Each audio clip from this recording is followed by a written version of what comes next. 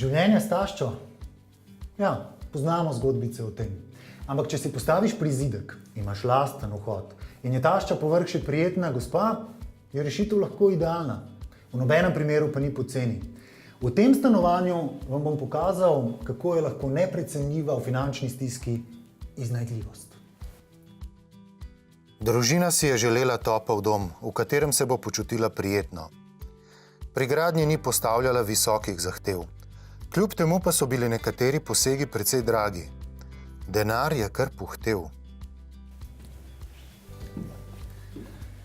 Glede na to, da je družina večino svojega denarja porabila za gradbena dela, ste verjetno morali biti kar precej iznajdljivi, da ste praktično iz nič opremili celo stanovanje.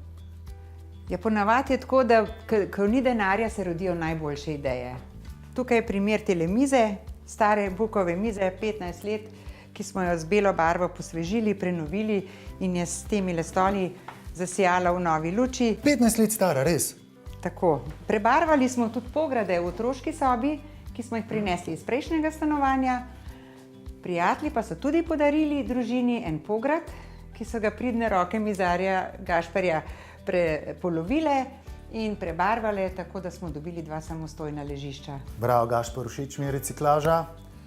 Luči, 2 planetka, mali veliki. Nova. Aha. Držali smo tudi kakšno staro luč, ampak vse skupaj štima. Ja, štimajo tudi tale vrtna garniturca tukaj.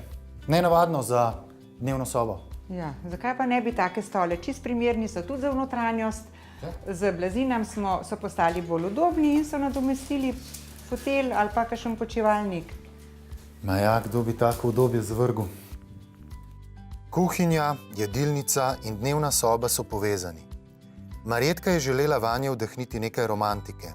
Zato so barve nežne, okna pa velika. Prostor je prijetno svetu, kljub temu pa je nekoliko nenavaden. Kako pa to, da so stopnice zrasle kar sred dnevne sobe?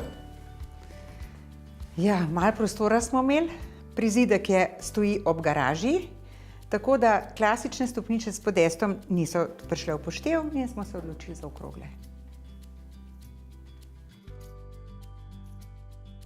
S prostorom so morali varčevati tudi v otroški sobi.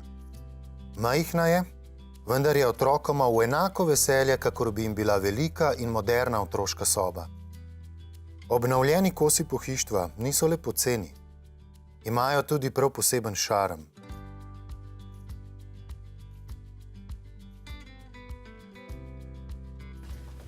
To je ta pograd, razrezan. Je dobro videti, a ne? Ja, super. Ampak Dejan, ti, ki si ljubitelj recikliranih stvari, to tapeto poglej. Soba je polepšana z ostankom tapete, manjši koš smo pa uporabili in polepšali steno oziroma steber v dnevnem prostoru. Super je, da ni ostal kakšen večji kos, zato da je še tale linija okrog. Ja, super je to, da se tudi z ostanki dajo narediti tako lepe stvari. Čeprav je razpolagala zelo malo denarja, je arhitektka Marjetka Pajk skušala družini ponuditi vse, kar potrebuje za udobno življenje.